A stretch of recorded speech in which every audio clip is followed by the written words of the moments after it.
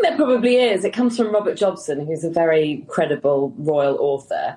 And he's saying that that Harry did something unforgivable. Firstly, he called the Queen at tea time while she was having her tea, which she hates at the best of times.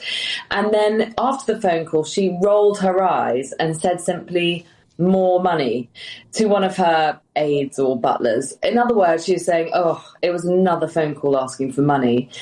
And what we're hearing really now, in hindsight, is that pretty much as soon as Harry got engaged to Meghan, it just became a constant cash call, getting ready for the wedding, expecting more money once they were married, expecting bigger accommodation. And don't forget, when Meghan and Harry they did their engagement pictures, Meghan was wearing a £470 coat. Now, by my standards, that's quite a lot, but that's not that much compared to royal standards. By the time of their official engagement photo, she was wearing a £56,000 Ralph and Russo ball gown. And it only escalated from there, because then she went on a Pacific tour and spent £118,000 on clothes. And for her Australia tour, she spent £110,000 on clothes. And it just sounds like what we're hearing now is that these cash calls were coming in and in. And ultimately, in the end, the king called it and said, I'm no longer a bank. I'm not the bank of mum and dad, or granny, the queen and dad. And they had to put a lid on it in the end. What a shame to Charlotte indeed, because the spectacle of her behaviour has become a tragic opera of desperation, playing out in front of a global audience that can see every crack in her mask.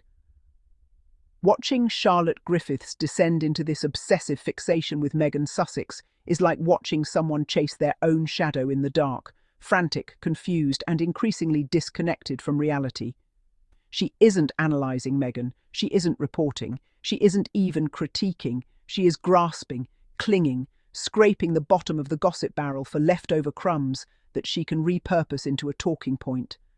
And the saddest part is that she doesn't realise how obvious it looks from the outside.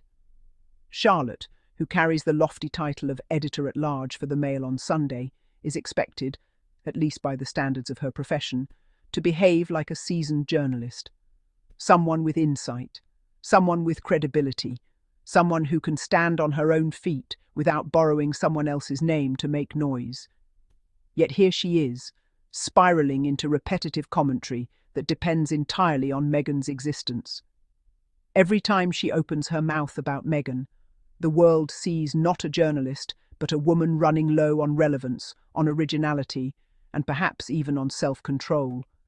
She has gone so far out of her mind with obsession that she now calls Meghan a spendthrift. Meghan, of all people, a woman who has never depended on the British taxpayer. A woman who built her own career in Hollywood, secured her own finances, invested in her own ventures, and became globally admired long before she ever set foot in the palace. The audacity of Charlotte's accusation is not only absurd, it is laughable. The joke writes itself. Meghan is financially independent to a degree that the entire monarchy could only dream of. Meghan earns her own money. Meghan creates her own opportunities. Meghan runs businesses that sell out without effort. Meghan's products, whether jam, rosé, honey, or a simple leather bookmark, become sensations within minutes. Yet Charlotte, who depends on Meghan to sell her television segments, her articles, her commentary spots, her insider gossip, and her newspaper clicks, has the nerve to label Meghan as wasteful. The hypocrisy drips like honey in the sun, sticky, sweet-smelling, and impossible to clean up. Charlotte cannot exist in her career without Meghan. She knows this. The tabloids know this. The TV networks know this. That is why she keeps repeating Meghan's name like a prayer, hoping it will save her from professional obscurity. And so she digs up the tired story of the late Queen allegedly having an angry phone call with Harry about spending. A story that has been told and retold by tabloids so many times that it has lost any flavour it once had. If this were real journalism, Charlotte would have brought evidence. She would have provided context.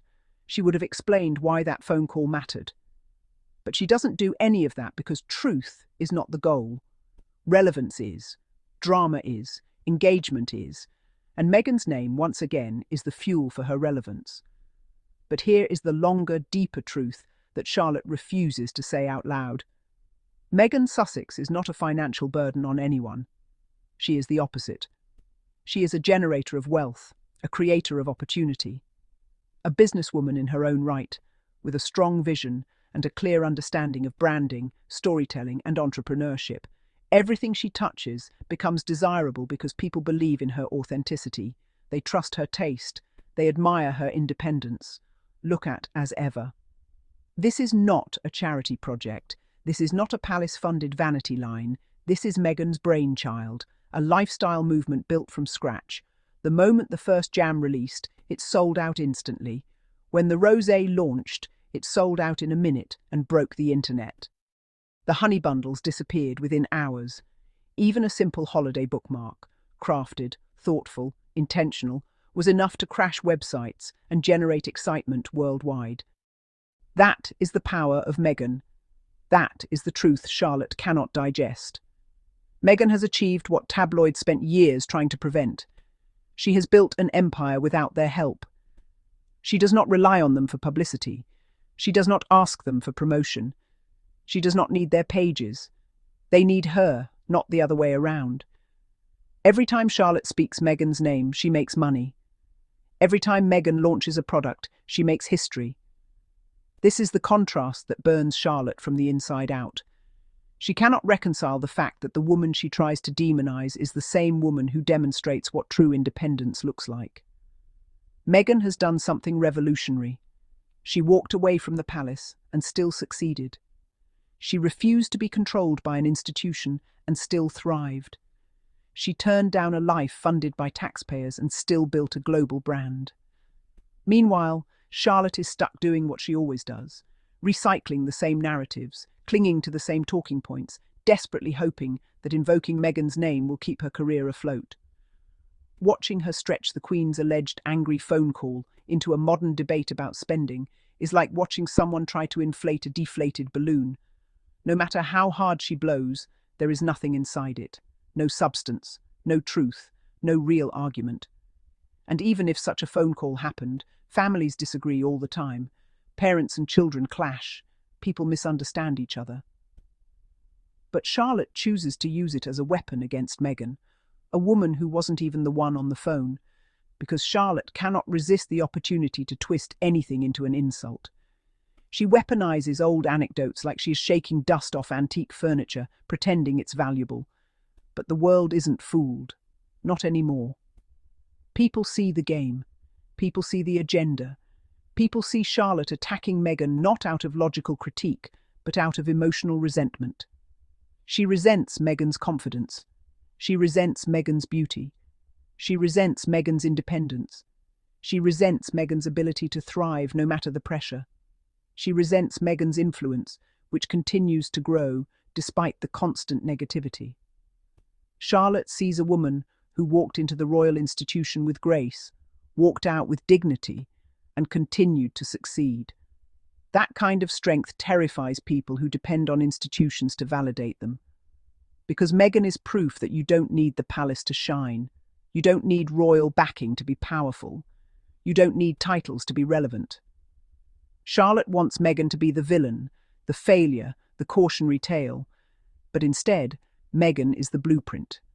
She is the modern example of what a woman can become when she chooses independence over tradition, authenticity over expectation, and self-worth over public approval. And no matter how many times Charlotte tries to twist the narrative, Meghan's truth remains stronger than her spin. Meghan continues to grow. Her businesses continue to flourish. Her marriage remains strong. Her children are thriving. Her global supporters continue to expand. Meanwhile, Charlotte's credibility shrinks. Her arguments weaken. Her behaviour becomes more erratic. Her dependency on Meghan becomes more obvious. The shame is not Meghan's. The shame is Charlotte Griffiths's, a woman who could have used her platform for real journalism, but instead chose to build her entire identity around attacking a self-made, independent, successful woman who owes her nothing. And as the world watches, as Meghan rises higher, as her empire widens, as her name becomes more iconic, Charlotte becomes just another cautionary tale of what happens when your entire career depends on someone else's shadow. The more she attacks Meghan, the smaller she becomes. And Meghan, she remains untouchable. And that wraps our Daily Diaries updates. Harry and Meghan always keep the world talking. And if you enjoy this update, do not forget to like, share, subscribe, and for more royalty served with honesty, just right here on Daily Diaries Friday. Till next time, stay kind, stay curious, and keep shining. See you next time with more royal news and good vibe. Bye bye.